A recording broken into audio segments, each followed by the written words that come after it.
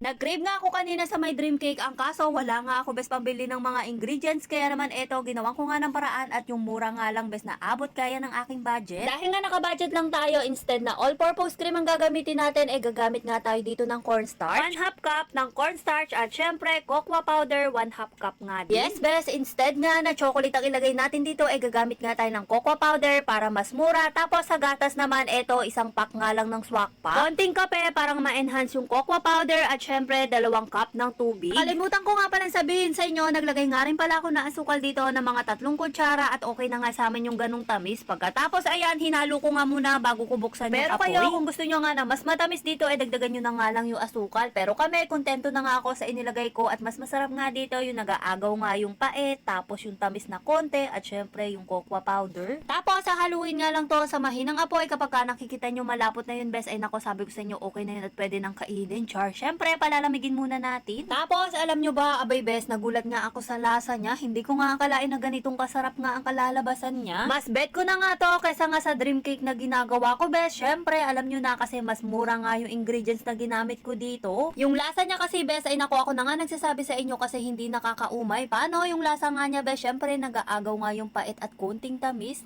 Yung mga ganun kasi ang hinahanap namin sa dessert, bes. Panigurado nga, bes, papatok nga to sa mga chikiting. Pero kung gagawan nyo nga sila na to, abay nako, bawasan nyo na nga lang yung kape. Pero kung kayo naman ang kakain, bes, ay nako, sabi ko sa inyo, dagdagan nyo nga yung kape at napakasarap. At saka, bes, sabi ko sa inyo, sa pagluluto nga na to, bes, ay nako, napakabilis lang lutuin na to at hindi ka nga tatagal ng 5 to 10 minutes. Pagka kasi ganito ng kalapot, pwede nyo nang hanguin yan at ilipat sa lalagyanan. So, ayan, meron nga akong bilog na lalagyanan, kaya naman dito ko na lang siya ilalagay. Bali yung nagawa ko nga pala, kasyang-kasya nga sa aming 5 dito. Tapos, eto na nga pala yung magiging itsura niya. Grabe, itsura pa lang, bes, masarap na. Paano pa kaya pag ginawa nyo, ako na nga nagsasabi sa inyo, ay nako, super sarap. Hold down ko nga muna siya ng mga 10 minutes dito. Pagkatapos, inilagay ko nga muna sa rep kasi nga, bes, mas masarap siya kung mas malamig nyo kakainin. Tapos, kayo na nga rin bahala kung gusto nyo nga maglagay ng toppings dito. Tapos, ang nilagay ko nga pala dito, bes, meron nga pala sinatnat na birch tree dito. Kaya yun na lang yung ginamit ko. Pero kahit hindi mo na nga lagyan ng toppings dito, bes, ako na nagsasabi sa inyo, masarap at lalaban nga yung lasa. Ali, ganito na nga pala yung itsura niya nung nailagay na nga siya sa rep at makalipas na nga to ng 1 oras. Tapos eto, sinasabi ko sa inyo, naglagay nga lang ako ng konting birch tree pagkatapos kinain na nga namin. Akala ko nga abot pa to hanggang kinabukasan. Ay Diyos ko, be, sabi ko sa inyo, saglitan nga lang namin kinain to. O siya, hanggang dito na lang. Syempre, kung bet mo nga rin ng ganitong murang dessert, ako na nagsasabi sa iyo, bes, ay nako, gumawa ka na at wag ka na magpahuli at hindi ka nga gagastos na malaki dito at higit sa lahat, sobrang sarap.